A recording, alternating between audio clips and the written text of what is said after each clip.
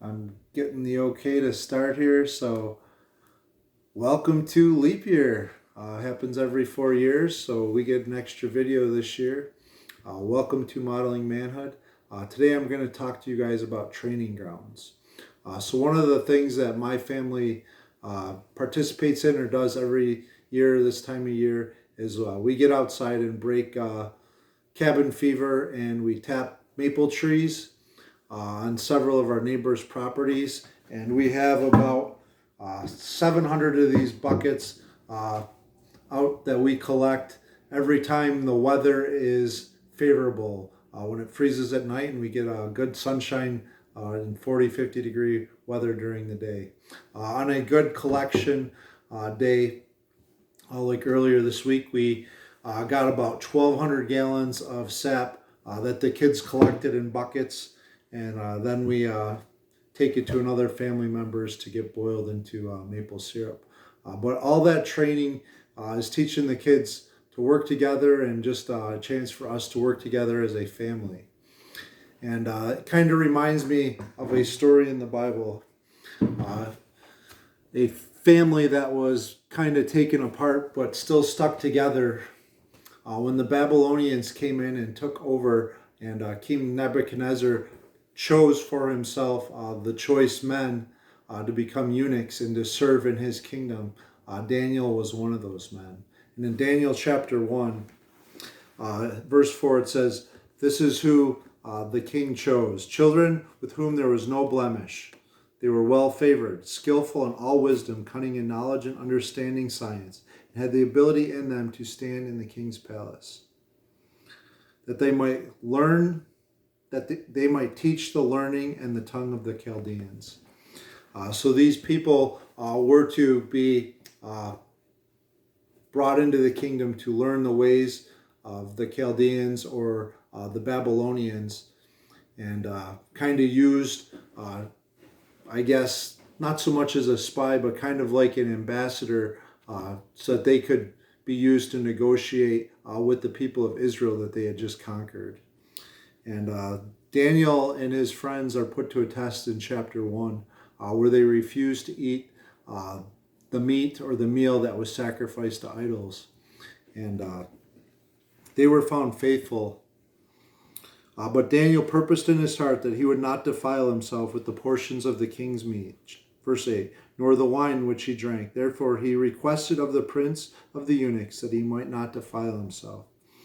Now God had brought Daniel into favor and tender love with the prince of the eunuchs. And the prince of the eunuchs said unto Daniel, I fear my lord the king, who has appointed your meat and your drink. For what should he see your faces worse than the other children? So the master of the eunuchs is worried that Daniel and his three friends are going to kind of wither away and not seem favorable when they get inspected or are presented before the king.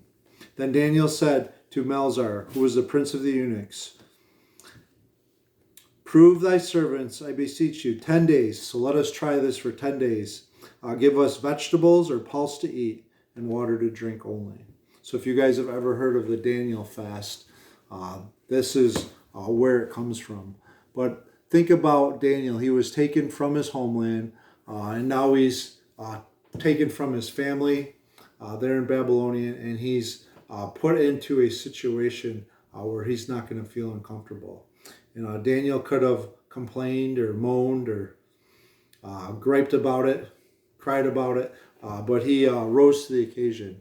And that is what my wife and I are hoping to teach our kids, just to rise up to struggles that come in front of us sometimes. Some days we have a lot of sap to collect.